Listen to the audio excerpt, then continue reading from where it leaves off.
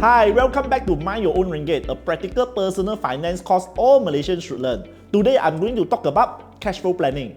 Cash flow planning means we're finding ways to bring in more money, like your job income, and spending less money out on shopping and expenses to improve your finances.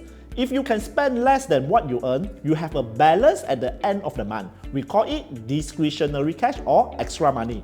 Having extra money is important because without it, achieving your financial, like saving for education, retirement, or buying insurance can become challenging. That's why I would like to discuss about cash flow planning first, as it lays out the foundation for achieving various financial goals. Okay, let's go. First thing first, let's discuss about how can we increase our cash inflow.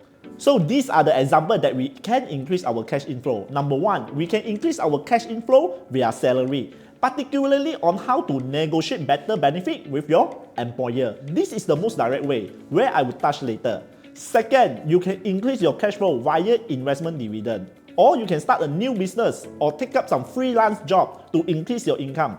Then on the other side, we can reduce our cash outflow by reducing our expenses.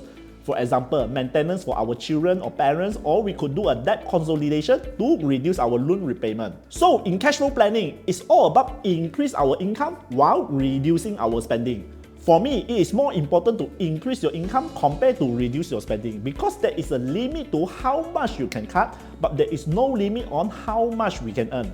Another important aspect is avoiding lifestyle inflation. Lifestyle inflation refers to increase in spending when your increase also go up. For example, we might increase in our income, but it's also important not to immediately escalate our spending. Like before this, we were driving Honda City, but after our salary has increased, very quickly we wanted to change our car to BMW or Mercedes, or eat more fancy food, buy more fancy clothing, and so on. If your lifestyle increase at the same rate as your income, you will find yourself without any extra cash at the end of the year, and your financial position won't have any improvement compared to the previous year. It is similar to a mouse running in circle but getting nowhere. This situation is commonly known as lifestyle inflation trap. So how can we avoid lifestyle inflation trap? The answer is quite simple, it's by doing budgeting. When you do your budgeting, three scenarios will happen. First scenario, if your cash flow is more than outflow, meaning you earn more than what you spend and you have a leftover money, that's a surplus, it's a positive outcome. Second scenario, if you are spending more than what you are earning, resulting your cash inflow being less than your cash outflow, that's a deficit, which is not good. Typically, that will be generated when our cash flow is at deficit, because many of us will use debt to finance our lifestyle in such situation. For example, swapping credit card or using buy now, pay later scheme to cover expenses, leading to an increase in consumer debts over time. So third scenario, if you are earning equal to what you are spending, that's called balance. For me, it is important to aim for a surplus, ideally having 10% to 20% leftover money from your monthly salary. This leftover money is referred to as discretionary cash. It is this extra cash that you can use towards your other financial goals, such as setting up retirement plan, putting educational fund, or buying your dream house. Next, I want to discuss about how to increase our cash flow. I always advise my client to aim for 3 income sources instead of just 1 income source. The 3 income sources that you can consider are: number 1, employment income. This usually is your main income from a job. Second, freelance or side hustle business income. This income is generated using your free time, such as weekends or after work. You can use your skill or hobbies to make some extra money. Third, capital gain or passive income. Consider investing in assets that can earn you more money. For example, stock or properties. For example, if you have a 100,000 investment that yield a 10% return every year, you will have an extra 10,000 cash flow annually. So let's talk about the first one, how to increase our employment income. The most direct way to boost your employment income is to ask for a raise. Ideally, aim for at least 5% raise every year. Considering the annual inflation rate in Malaysia is about 4 to 5%, if you are not increasing your salary by at least 5%, this could result in a decline in your purchasing power, ultimately impact your lifestyle. Now ask yourself this question: when was the last time you reviewed your salary package with your employer? If you have not negotiated your salary recently, it's time to start planning. Many people hesitate to ask for a raise because they are afraid of bringing up this topic with your bosses or HR. Like for example, what if your boss do not agree? Or will the HR hate me? Would it be super embarrassing if I still have to continue work here? But don't worry, based on my experience, asking for 5% increment each year is very reasonable. Most bosses often find it more cost effective to retain a valuable employer with a raise rather than to replace them. Normally, if you are contributing to the company, your bosses will be totally okay to give you a 5% raise each year. The reason behind this is that the cost of replacing you is normally higher than a 5% increment. Think about this. If they don't raise your salary and you decided to resign, your boss would need to find a replacement, investing time, resources in training them and handle other associated costs. And today, I'm going to give you one strategy on how to ask for a raise. Peacefully, of course. So now you go talk with your HR. You can tell your HR that you haven't received a raise in the past years and you are desire to get a raise. Then you justify your request by highlighting your accomplishment and loyalty to the company. It can be your sales number, achievement and award, or participation on certain successful projects and etc. Then you can explain that inflation is about 5% annually, that this raise is essential to maintain your current lifestyle. After you have gone through all that, you can state your expected raise, for example a 5% raise, then ask your HR, your manager or your bosses to consider it. I think the best time to do this is during your performance review. If your HR doesn't respond promptly, like after a few weeks, then do a follow-up because sometimes they might forget or overlook. If in the end a raise is not possible, then you can consider asking for a reimbursement or allowance for certain expenses. This allowance you can ask for include petrol allowance, mobile phone allowance, homestay allowance, travel allowance, entertainment allowance, and so on. Remember to rehearse before meeting your HR. Do your research and come prepared with your performance data and reason. If your boss value you and want to retain you, your boss will work towards to make it happen. Many of my clients have successfully negotiated raise by simply just asking, and I highly encourage you to give it a try, as this is the most direct way to improve your cash flow today. So next, I want to talk about creating a freelance business income. Most people have their primary job or business as their main income, but it is also important to create another source of income for yourself if you can, and preferable, you should use your free time to do it. When you are considering a freelance income, it is important to ask yourself this question. Do you have any skill or talent that could help you earn extra money during your free time? Like, do you have few hours of free time during the weekends or after working hour that you can spend on doing some freelance?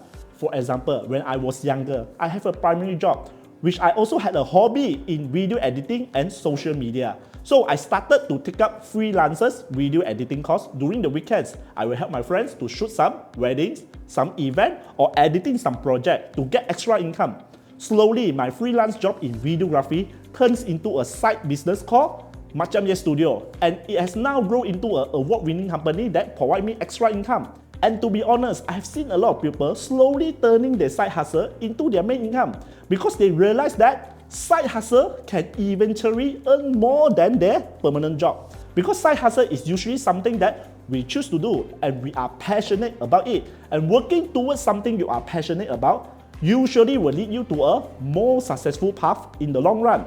So here another story that I want to share with you. So I have this friend who is an ice hockey player, and I was in the same team with him. And he is always complaining to me that ice hockey is an expensive sport. So in ice hockey, we require to sharpen our skate regularly, like every few games and training. And each time we sharpen our skate, it will cost about 50 ringgit. So I suggest to this friend, why not you start a side hustle in skate sharpening? I asked him to invest like 1,000 to 2,000 ringgit in a sharpening machine. He could find a better deal in a second-hand market, so he followed my advice. He bought a skate sharpening machine like below 2,000 ringgit, and he started to offering sharpening service at the ice rink. This side hustle turned into a consistent business that can bring in about 500 to 1,000 cash flow every month. And recently, I also heard that he starts selling other ice hockey equipment. When thinking about what freelance business that I should start, we should always start with something we are familiar. It can be the sport you are playing, the hobby, or your skill where you can leverage your business with your existing skill or network. So now I want you to take like 1 hour of your time during the weekend to think about this question. Do I have any skill or talent or opportunity that could help me to start a freelance business. Then you follow this process to list down what can you do to create such freelance income. Number 1, identify your skill and passion. List down your hobby, your skill, or things you enjoy doing. For example, are you good at writing, graphic design, coding, photography, or teaching a specific subject? Number 2, assess the market demand. Look into the demand for this skill. Explore freelance websites like Fiverr to see what services are popular or in demand. Number 3, define your niche. Narrow down your expertise to a specific niche. For example, if you are good at graphic design, specify whether you excel in logo design, social media graphic, or web design. Number 4, set your rate. Determine how much you will charge for your services. Consider your skill, experience, and market rate. Number 5, build a strong portfolio. Start creating a sample or portfolio showcasing your work. This could be writing sample, design mockup, or any relevant project that highlight your ability. Number 6, market yourself. Utilize social media, professional network, or freelance platform to showcase your skill. Create a profile, highlight your expertise, and networking with potential clients. Number 7, start small. Begin by taking on smaller projects to build your reputation and gain experience. As you gain confidence and credibility, you can aim for larger and more lucrative projects. Today, starting a new business is much easier as we have moved into digital age. Many people use platforms like Shopee or Fiverr or even social media to sell their product or services online. So it's all about being productive and have initiative in starting doing it. Starting a side hustle business might be challenging. It's like a roller coaster ride. But I would say the most challenging part is always starting to do it, just like the first part in climbing the roller coaster. If you can start to do it, you already complete the most difficult part. Then the rest will follow. Trust me. Next one, I would like to talk about capital gain income. Unlike the previous income sources, capital gain income is the only income that doesn't require your time and energy to make money. In other words, it means money working for you. Ask yourself this question. Have you accumulated any asset that can help you generate passive income? A good example would be investing in stock market or bonds. If you invest 100,000 in stock market with an average return of 10% a year, that means every year you will earn an additional 10,000 as income while your initial 100,000 investment remain untouched. So a good way to get capital gain income is to accumulate assets that can increase in value or generate income for you each month. A typical example would be investing in property, stock market, bonds, or unit trusts. So I will not go into detail here because this section deserves another topic which I will cover in investment planning. Now that we have discussed ways to increase our income, let's move on to the second part of cash flow planning, which is reducing our cash outflow. So this involves managing your debt repayment, expenses, and overall spending. Now let's talk about debt management first. For me, you can have a bigger saving in debt management if you have a tight cash flow right now. Always try to do debt management first. Prioritizing debt management can result in substantial saving. Take it for example, credit card payment. If you have an outstanding of 10,000 in credit card, your minimum payment is 500 ringgit per month. 1 year cash outflow is 6,000 ringgit already. By just consolidate your credit card payment, you can reduce your installment to like only 1.5% based on your outstanding, which is like about 150 per month. 1 year is only 1,800 ringgit. So 6,000 minus 1,008. Each year you can save like 4,200 ringgit. I would advise my client to do debt management when, number 1, your personal loan repayment is more than 2.5% of your outstanding, or number 2, your credit card payment is more than 5% of your outstanding. But you should only do debt management if you are facing cash flow issue. Otherwise, aim to clear all consumer debts before venturing into investment. Personally, I would recommend paying off all debts with interest rate more than 8% per annum before considering investment. And always remember to make sure you have at least 3-month emergency fund before allocating extra money to clear debts. So I would discuss more about debt management on a separate topic, like what product should I consider in my debt management plan. We can use installment, debt consolidation, or personal loan in debt management. Then move on to the second expenses we can cut down, which is our fixed expenses. Number 1, I would say we should cut down on rental, then transportation, and lastly on food. Let me share with you a story of my client. So I have a client, he is staying in this fancy condominium which also far away from where he works. I remember he is paying like 2,500 ringgit for the house. Then I advise him to consider relocate to a cheaper condominium with only 1,500 ringgit rental and pick the place nearer to his working place. So not only he could cut down the rental by 1,000 each month, which a lot, 12,000 a year. Imagine how much thing you can do with 12,000 ringgit. At the same time, he could also get to save in transportation costs like petrol, tolls for few hundred ringgit each month. Then I also have a client, he's spending like over 2,000 ringgit each month on Grab food. Then I tell this client, if today right, there is a freelance job that can help you to earn 2,000 ringgit per month. And it's quite easy to do, maybe require just 1 or 2 hours of your free time every day, and you only do it during the weekdays. Would you consider this freelance? Then this client, he is very excited. He said that he wanted to try it. So the freelance job that I recommend to him is actually cooking by yourself and eat at home. Then the next one we should cut on is on our spending, like shopping, coffee, entertainment or gadget. For me, right, I would not cut so much on the necessity like grocery shopping or the small entertainment like watching movie, going to karaoke or going to sport. Instead, I will focus on cutting down impulse purchases, which are unplanned buy that is not on my shopping list. Like in Malaysia, we have a lot of shopping malls, and we like to bring our children to go to shopping mall. And a lot of impulse purchases happen in shopping mall, like you see a toy, let's say 50 ringgit. It's not on your shopping list, but you end up buying for your children, or you browse through internet to buy some coffee. Then you also see other things like clothes or shoes at discount, which is something that you are not planned to buy. Even if it is on promotion, you should not buy it. If you have this habit of impulse buying, try to develop a habit of questioning yourself before you want to buy something. Like ask yourself this question, do I really need to buy this item right now? Or I can postpone it. If the answer is 50-50, then you should not buy it. As a summary, we always try to cut down the biggest expenses first, then working slowly towards cutting down the small expenses. Like your priority should focus on cut down debt repayment first, then the big expenses like rental, then finally cut on the grocery. So a cash flow planning is never complete without a budget. If you are fail to plan, you are planning to fail. It's important to have a budget to help us plan for how we should spend every single cent that we have earned. Earning money is challenging, so we should be mindful of how we spend it. Like I said previously, the best way we can spend our money is by spending our money on the left side of the quadrant, which is need and wants. Many people avoid budgeting because it seems tedious, require recording every expenses. But what if today I introduce you a budgeting strategy that doesn't require you to record your expenses every single time you buy something? Or you only need to do 1 time a year or review 1 time per month. By following this approach, you can effortlessly boost your saving by 10% to 20%. Would you like to give it a try? Alright, the strategy is called zero-based budgeting.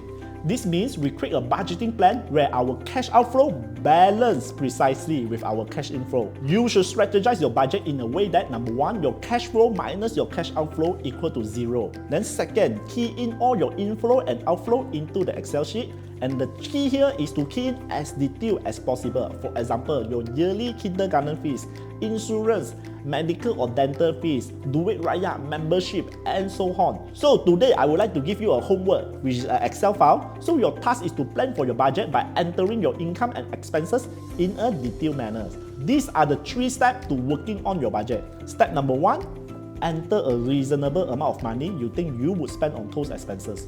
Quickly complete this Excel sheet, don't overthink it. Key in every expenses as detailed as possible. I have already listed out all potential spending.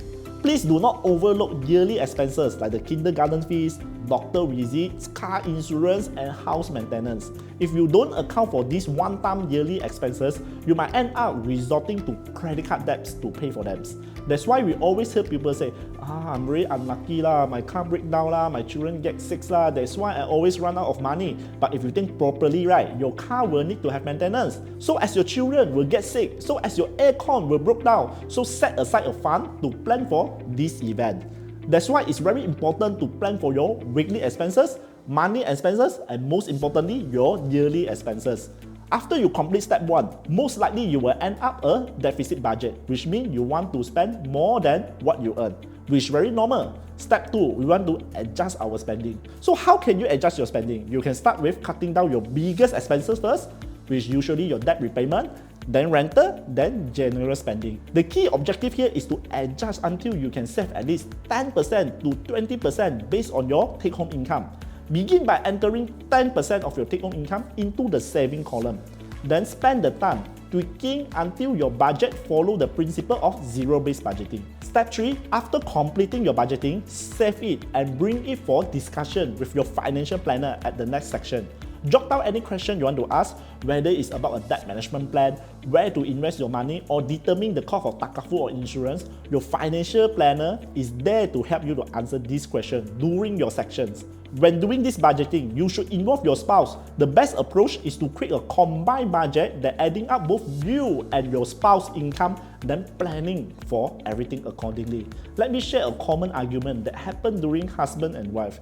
I have a client whose husband always complained that his wife was spending too much money, resulting in his credit card being over the limit. However, when I asked the wife, she claimed that she only buy the necessity. So it might be true that the wife is overspending, but it might be also true that the husband has no idea how much things cost these days because the husband never walked the grocery store.